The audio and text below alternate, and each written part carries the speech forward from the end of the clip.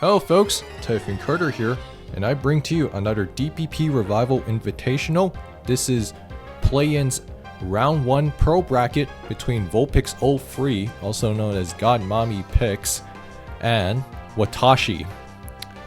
Vulpix has been a SPL manager in the past. He's played SPL in the past, although he played ORAS to my knowledge.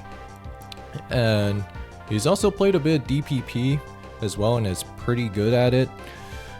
As per Watashi, Watashi has been around forever, real veteran of the game, as some would say, used to go by FLCL. He has made multiple deep runs in individuals before and is a SPL mainstay in black and white. He has come close to winning some individual trophies a few times before, whether it's Smogan Tour or Smogan Classic. And he was like the original lower tier hero in his heyday. Like he was, most would say he was like the first guy who really excelled in lower tiers when he first started out. But that said though, let's jump right into this. Entei lead, Zapdos lead. Not the most common matchup ever. Entei usually it has E-speed, like, and then Vulpix showing Power Herb Dig here to get around the Heatran. So Vulpix is going to threaten a kill on this Heatran with extreme speed.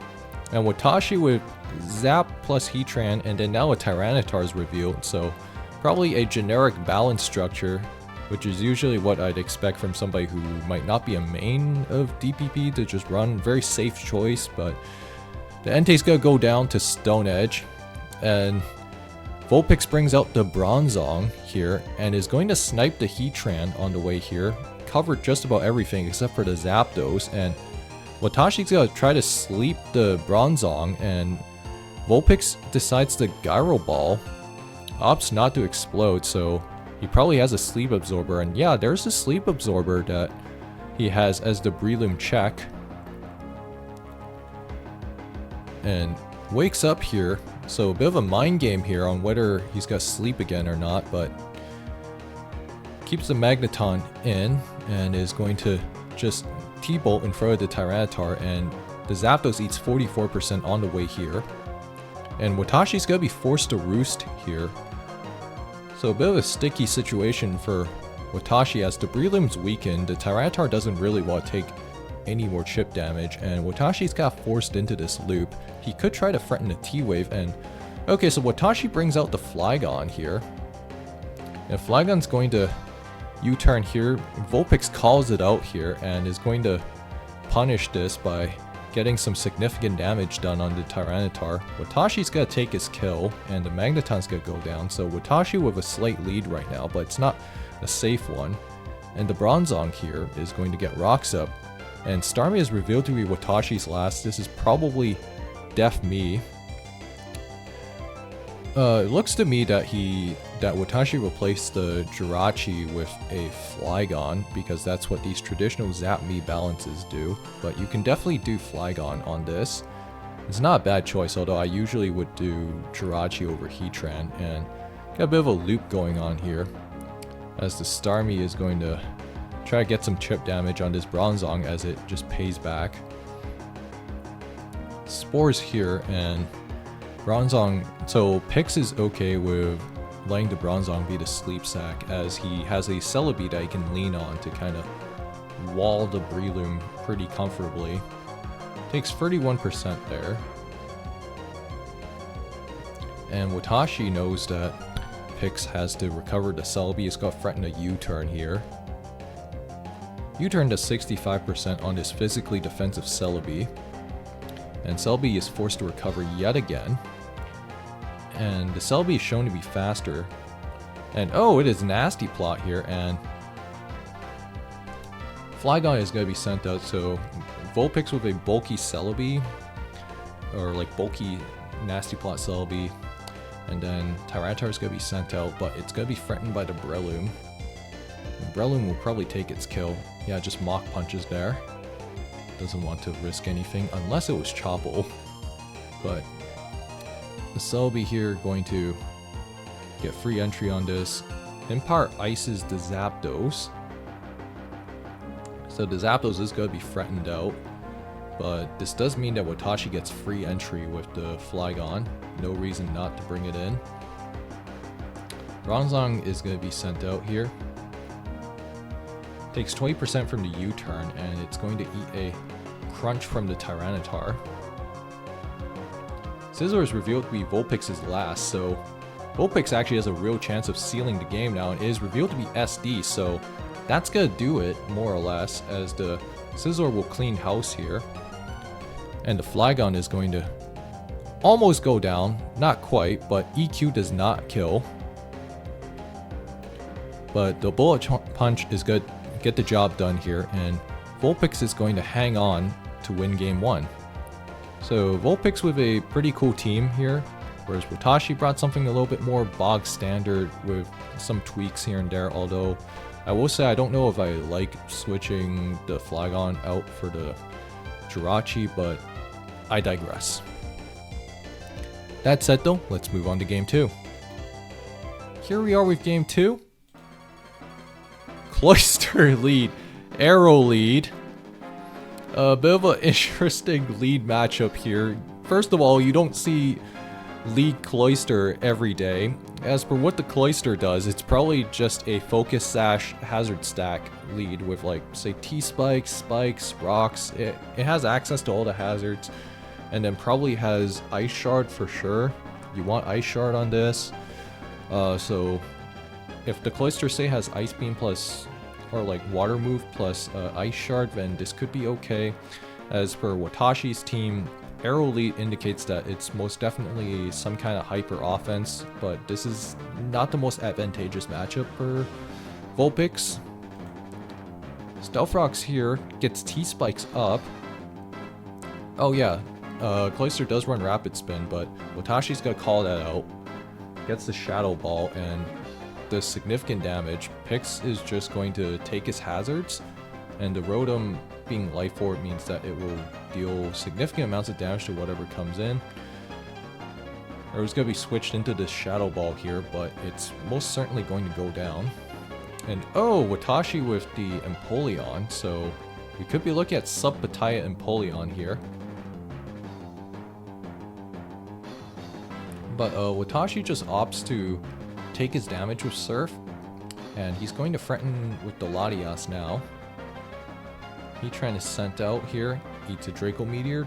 That Draco does about 30%. Aerodactyl is going to be sent out once again. Comes in on the Rocks entry. Nice call. EQ Fuds right into Gyarados. I probably would have just Stone Edge there. I don't know why you wouldn't go for that. Oh, that is unfortunate. Stone Edge normally does not kill there, but Pix is going to be forced to revenge kill with the Scizor, and that Rotom, the Scizor does not want to be near that at all. And we don't know if this Rotom has Hydro Pump or not, but Vulpix bringing out the Jirachee. Oh, gets crit there. So that leads to an early forfeit by Vulpix, and that is too much for him to overcome. I think if he didn't get crit there, then the Jirachee had a chance of being a real threat. We don't know what the Jirachee's Calm Mind moveset was specifically. If it had like Draco Meteor, it could have let one rip against the Latias. If it was traditional, you know, like Superachi with, say, like Psychic and then a combination of either Grass Knot plus Hidden Power Fire or T-Bolt plus Hidden Power Ground, then it could have done some work there, but it was probably a more traditional Superachi set with the Scizor as pursuit support to handle bad matchups such as the Latias. So Watashi's got to tie this up 1-1. Let's move on to game 3. Here we are with game 3. Swampert lead, Gyura lead. Yeah, Pix going to trade the Toxic with the Waterfall, and doesn't want to risk getting flinched, so he's got to move out the way against this Gyarados that looks to be maybe Choice Band. And Lottie pivots into Breloom, catches the Tyranitar, very classic interaction there. And Breloom's going to sub up here, and it's going to be able to get a Seed Bomb off against this Gyarados at minimum. Falls here, so it looks like it's a bulky Sub-Punch Breloom.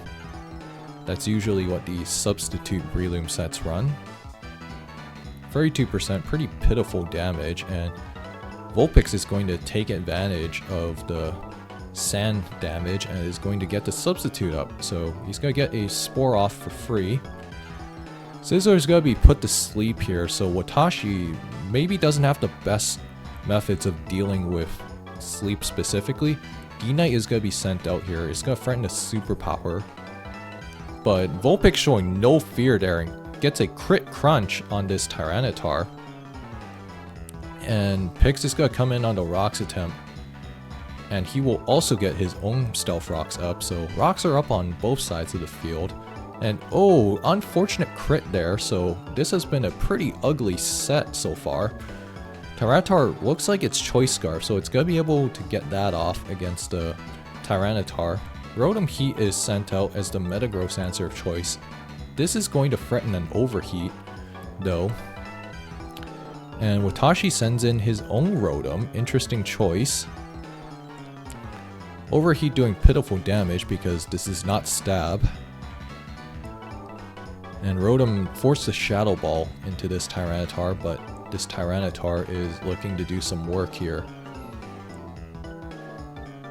Going to just crunch here, covers just about everything on Watashi's team except for the Sizzler, which is asleep right now. Oh, so this is CB Tar, and the Metagross, Agility's up here. Kills the Tyranitar, but Fortress is revealed to be Vulpix's last, so that's a... yeah, just a very interesting team structure from Vulpix, but I guess he needs a steal, and, you know, he didn't want something that's like EQ weak, so this is the next best thing for him, I suppose. Gets a crit EQ there, so Watashi's gonna need a second crit EQ to try to get out of this. And does not get it. Payback's there. Dragonite is sent out.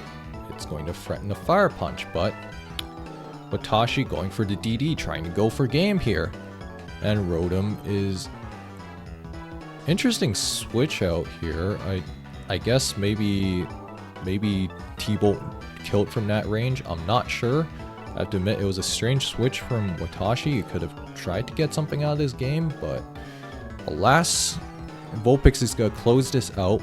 He's going to win the series 2-1, and he will be moving on to the next round of play-ins. Thank you for playing, Watashi, and congratulations to Vulpix. He will be moving on. That being said though, if you guys enjoyed this video, like, comment, subscribe, and consider donating to DPP Revival Invitational's prize pool. I will put a link in a separate comment below.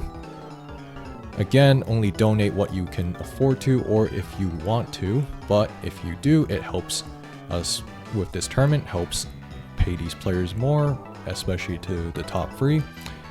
That said though, I will see you guys next time.